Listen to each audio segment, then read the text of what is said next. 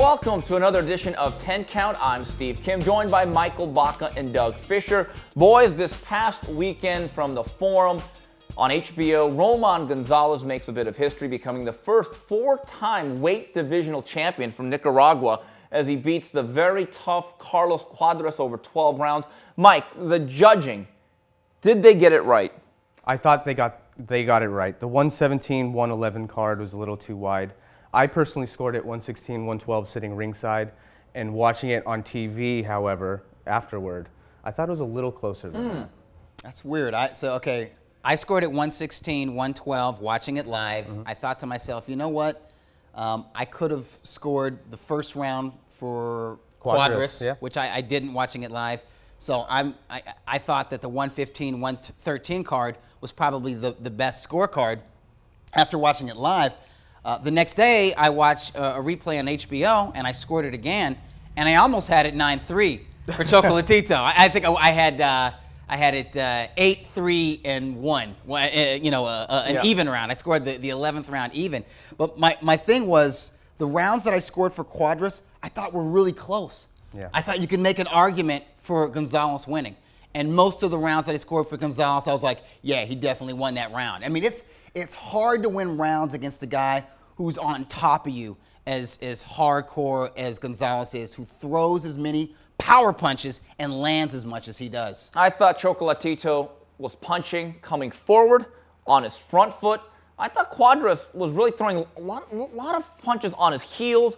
A lot of swatting punches. A lot of swatting. Didn't really turn shine. Right. Yes. Didn't really turn over Amateur his hooks stuff all to the that body. well. Yeah. Didn't get to sit down on them. Right. And so also, people are going to bring up, look at their face. Folks, it's not the way you judge a fight because, first of all, there could be scar tissue, there could be past surgeries, just skin texture, all that stuff. With that said, I kept thinking to myself, who's landing the harder, more effective punches? I thought it was Gonzalez, but I'll say this, guys. Chocolatito's going to the Hall of Fame. He should be a first ballot. If he retired right now, that check mark goes, he's going to Canastota. Absolutely. But we've talked about this for years, Doug. Every great fighter that kind of moves up in weight, they reach a threshold where the limit of effectiveness is reached.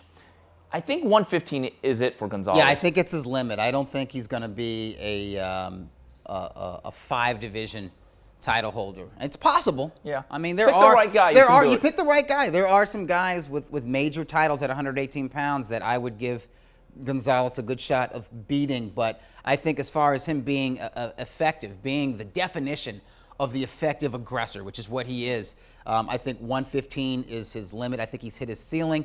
I also think that he's got 11 years in the pro games. Yeah. It's a quality 11 years. He's fought a lot of tough guys. I mean, going back to when he was a prospect at strawweight, like 8-9 years ago, he was fighting some really tough cats. So he has mileage. Yeah, he's 29 years old, but for his weight class, that's mature. I mean, I think he's at his best right now. I don't think he's going to get any better. Having said that, I still think he can crack. I still think he can stop a lot of guys. I think Carlos Cuadras has a world-class chin.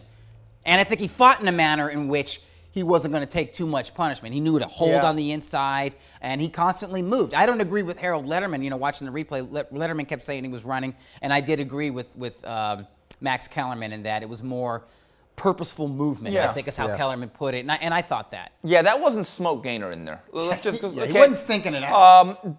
I'll go on the record right now, though. I'm going to make a bold prediction. I don't know how bold it is. Inoue, the Japanese guy at 115, I think that's his Huckleberry. I think if they fought, let's say, 6 to 9 months from now, both at the relative skill level, nothing tragic happens to either guy, I think the Japanese guy beats him. You really think so? Yes. He's got the size, the Natural. speed, and the power. With only 8 professional fights. No. He's got 11. He's got 11? Okay. 11. Well, he's a seasoned 8 veteran. knockouts. Size, Yeah. natural size, youth. I think those things matter. Youth Right. is the biggest factor, I think. He's 23 years old. I thought it was a very smart decision for him to attend the fight live. I do too, and there's a buzz within the hardcore boxing community. There was a buzz about him at the crowd, not just among fans, but against press row. People were kind of giddy. Hey, I just met the monster. Yeah. You were I one shook of them. his hand. Hasn't washed it A publicist, since, by the way. the publicist for K2, Bernie Barmazel, he went and shook his hand and came back and said, "That guy's a rock star." Yeah. That's a good thing. If you have that quality, if you've got that aura, that's a good thing. Having said that, if he fights, he's got 11 fights. If he fights Chocolatito in his 12th fight or his 13th fight, I favor Chocolatito. I don't think he's ready. I think, like you said, give him 9 months. Give him 9 months. I think he needs to go a good hard 10 to 12 rounds with a solid, junior bantamweight veteran, experienced veteran who can take him rounds and push him a little bit. I think he needs that. He needs to have a grueling fight because that's what you get with Chocolatito. See, the feel that I'm getting is I'll never forget when Floyd Mayweather stepped up relatively early to fight Genaro Hernandez for his first world title. We all knew Genaro was good, but there comes a point where you kind of like, I don't want to say expiration date with Chocolatito, right, but certain guys are so good they can overcome their own relative inexperience. I tell you what the most eye-opening thing for me on Saturday night was, me and you sat together, you were a row behind us. Did you ever think you'd see a Nicaraguan fighter fight a Mexican champion and have just as much, if not more, fan support? Not since Arguello. Yeah. Arguello fighting Ruben Olivares, or the Mexican fighters that Arguello fight, Bazooka Limon, they drew very well in Los Angeles. But not since Chocolatito's dearly departed mentor have we seen a Nicaraguan be a draw in this area and in other areas. There were certainly more Nicaraguan flags in the stands that night. But of course, there had been majority or more Mexicans there in the crowd, and we saw that when they started rooting for Cuadras. Yeah, you heard it. Yeah, and you heard the it. Mexican support, absolutely. Which was great. I think that was around like the second round. It was early on, but yeah, they were kind of taggling their pride, the Nicaraguan chants and the Mexican chants. That crowd to me, they heightened the fight. Yeah, it enhanced the atmosphere because watching it live. I mean, I was in seventh heaven. I was in boxing heaven. I was like, this is as good as boxing gets. This is an awesome fight. It's a fight of the year candidate. Watching it again on TV, I was kind of like, okay, it wasn't muted. Yeah, it wasn't quite it didn't seem like the heated action that I remembered experiencing live. People are throwing around fight of the year. I thought it was a very good professional prize fight. When I say fight of the year, I think of one night, June 4th. Yeah. Solito Vargas. But that's important, though. The announced crowd was 67-14. The goal was about 6,000, so they reached their goal. The reason why that's important is that Roman Gonzalez is now an HBO staple. He's a franchise fighter. He's one of their pillars.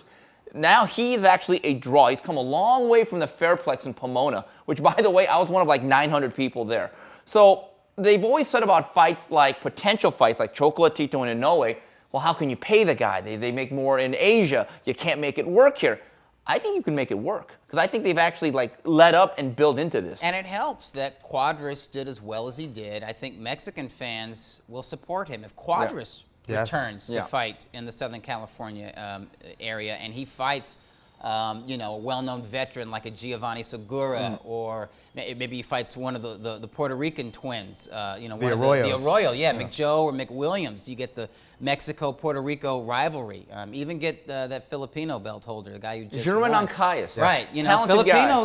Filipino fans will come out and support their guy. It's important to have dance partners. And what Saturday night reminded me of, Steve, that crowd and that atmosphere, it reminded me of the crowd that assembled at the Mandalay Bay 16 years ago when Marco Antonio Barrera fought Eric Morales. Yeah. That was a fight that was only really buzzing in the Mexican fan community and the really, really, really hardcore boxing fan community. They had to cut the event center at the Mandalay Bay in half. Yeah. There was 6,300 people there. They made the noise of 15,000, 20,000, just like the fans did for Gonzalez Cuadras. And from that point, both statures were elevated in boxing. And so when they fought their rematch, didn't they fight at the MGM Grand? Yes, both. And then they had 15,000 on pay-per-view. It went from exactly. Boxing After Dark to pay-per-view, and they fought in 2000, 2002. And 2004. And that's the magic of dedicated fan bases and rivalries in boxing. So it's important that Chocolatito has a guy like Cuadras that he can fight again, or a dance partner like Inoue, or if Juan Estrada ever decides to fight again. Okay, you come up 3 pounds, and they can do the rematch at junior bantamweight. Here's a question: historical context. I think Roman Gonzalez, again, he's going to get his fist encased in Canastota. No He's doubt. going to that parade. He's going to hang out with Carmen Basilio if he's still alive, which Steve, he might be. I think he's on par with Finito Lopez. Well, that's my question. I can read your mind. Based on, not a lot to read, by the way, but has he surpassed Finito on a career arc? Because think about make it. an argument. Finito did not have a lot of great dance partners at 105. Yeah. 108, he had Rosendo Alvarez. But if you look at the breadth of work that Chocolatito has had in 4 weight classes, taking on solid guys throughout, I'm not going to lie to you, I think he may have elevated himself above Finito. You guys would know more of me than, because I'm the young writer. You know, I didn't cover Finito Lopez at all. And you guys saw him, I'm sure you guys saw him. Yeah, we caught the tail end. Yeah. Technically But perfect, I'll man. say this about the Chocolatito fight on Saturday. As a young writer, I've only been doing this a few years. It was the first time I really knew I was watching something great perform. And I'm actually kind of interested to know when you guys first felt that. Being With him? live, Being ringside. live, covering a fighter. You know and- what? Barrera Morales. Yeah. I got that feeling by round 3. I'm Yeah. like, if these guys can sustain this pace and this crowd remains this energized or even elevates their passion for this fight, I'm witnessing something very special. And I thought to myself, I'm witnessing maybe the beginning of something very special Yeah. if these guys go on and accomplish more and then fight each other again. And that's exactly what happened.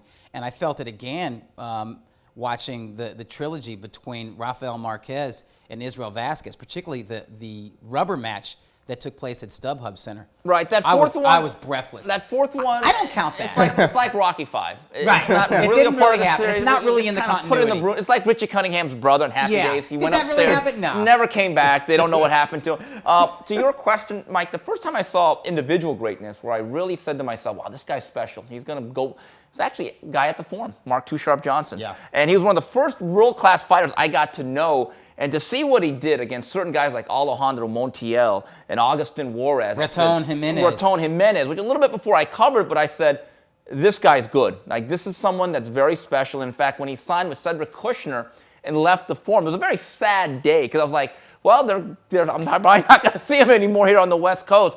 But I do think as it relates to, let's say, the last 20 years, who are the big little men in boxing? I think Carbajal, Chiquita certainly have to be given respect. Yes. Too Sharp Johnson, Finito, and I think Roman. He's got to be on that Mount Rushmore. Those guys that small you guys. just mentioned, Carbajal, Chiquita Gonzalez, Finito Lopez, they were all first ballot Hall of Famers. Yes, They're and all so in is the he. International Boxing Yeah. Hall of Fame. And I think, 5 years after Gonzalez retires, his name should be on the ballot, and he will probably get in first ballot, first time on the ballot. All right, well, that's it for this edition of 10 Count on behalf of Mr. Doug Fischer and Michael Baca. This is Steve Kim saying till the next round, goodbye, everybody.